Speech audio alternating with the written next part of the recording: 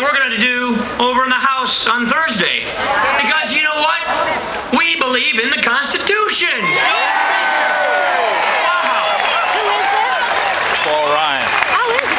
The ideology that was used to jam this partisan bill in law believes that these new government-granted, government-redistributed, government-rationed rights, if they ever come in conflict with our natural, constitutional, individual rights, then they trump them.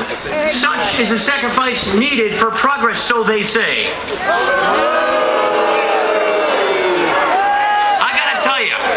This ideology that treats our constitutional rights like the revocable privileges from the government instead of inalienable rights by our Creator, you know what?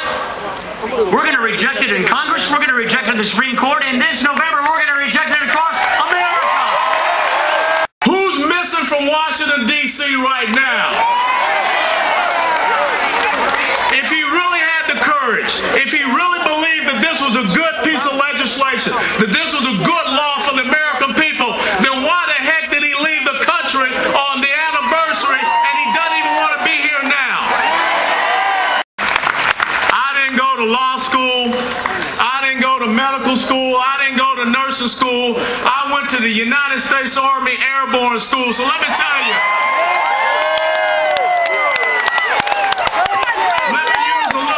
Trooper logic here. In no way, shape, or form, when James Madison sat down and wrote the Constitution of the United States of America, did he intend for the Commerce Clause to mean that government could tell an individual American citizen what they must purchase or else they should be fined? That's why the Supreme Court needs to make the right decision. Let's vote. Kill the bill. Kill the bill. Kill the bill.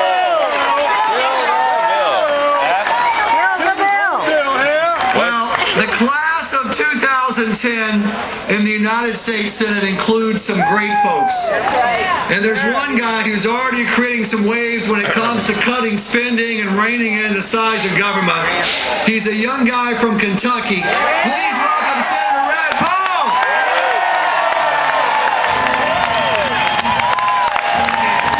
And the Senate, if you'll save me a seat out here with you, all right? Surprised to see you here because they told me, oh, you guys went away and we're not interested in you. You must not be paying attention because they said by now that you would like Obamacare. What's wrong?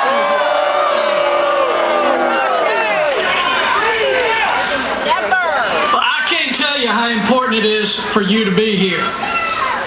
They really do think that you've gone away, that America's not paying attention. Those justices in the Supreme Court building, those congressmen and senators across the street know you're here.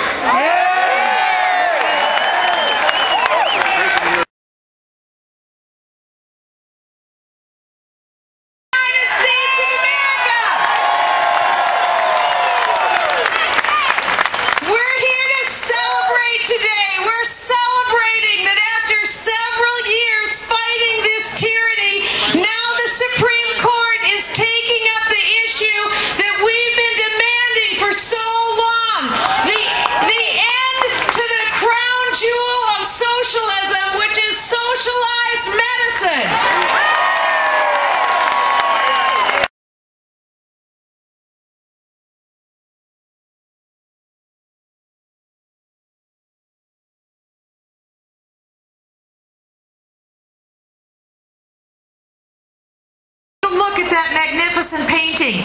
If it isn't in every child's school book, it should be in every child's school book. It depicts the signing of that Constitution.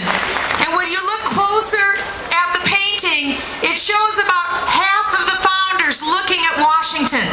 And it shows about half of the founders looking at us. Those of us that are looking at the painting. And as we were there, many of us were on our knees praying that night, praying about what would happen. And as I came down the staircase, I looked at that painting before. And it was almost as though Franklin was looking at me. And it was almost as though Gouverneur Morris was looking at me. And that Roger Sherman was looking at me, saying, look what we have given to you. We've given you a constitutional republic. You'll never know what it cost us to give you this. You'll never know the nights and the hours and the blood and the friends that we lost and the family and our fortunes that were literally cast down because of what we believed in. You will never know what we did for you. Won't you hold on to what we gave you?